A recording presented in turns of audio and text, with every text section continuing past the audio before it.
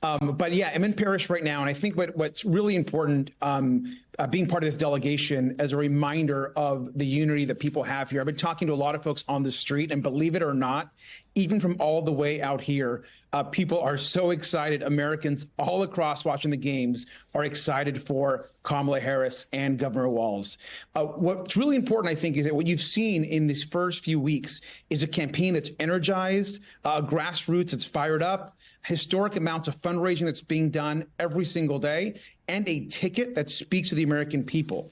Kamala Harris's job right now is to prosecute the case every single day, not just against Donald Trump and his horrific policies, but also talk about what they're going to do in office. Talk about the optimism, the hope, about ensuring that healthcare stays low, that Social Security is protected, that women have a right to an abortion and control over their own bodies, that you're going to have two actual governing partners doing the work and focus on the American people every single day, instead of the chaos that Donald Trump brings to the ticket. And so it's exciting to even see the excitement all the way out here. People are fired up for Kamala Harris. So she is facing some mounting criticism right now, and in fact, attacks from Donald Trump, from J.D. Vance, from Republicans generally, over what they say is her dodging the media. Let me play that.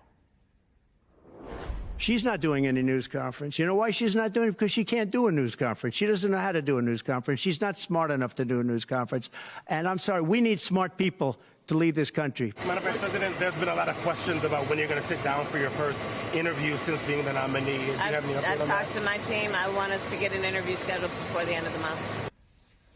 So, look, I mean, an interview scheduled before the end of the month doesn't necessarily mean when it's happening. Also very different than facing a press conference. That's what you're hearing from her critics on the other side. Should she just do it? Well, she's going to do it. And she's already said that she's going to do some sit-down interviews. She obviously has a lot of press availability that she has been doing. But let's be clear, she just became the nominee. She's about to go into the Democratic convention a week from now. She's going to be addressing the American people. She just picked a vice president and is barnstorming the swing states with him. And so there'll be plenty of time in the weeks ahead for her to address the American public in the ways that are important. Yes, through the media, but also directly talking to voters, going to rallies, going to small businesses, holding roundtables, and making sure that people hear directly from her.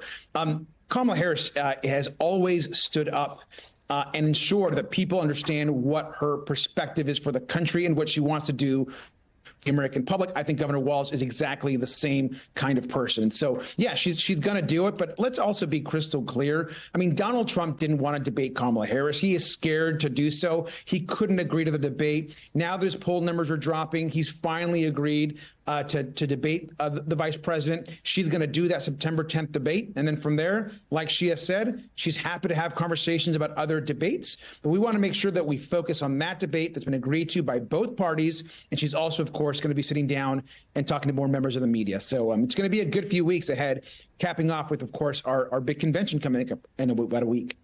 Congressman Robert Garcia, enjoy the rest of the games, and thanks for coming on the program. We appreciate it.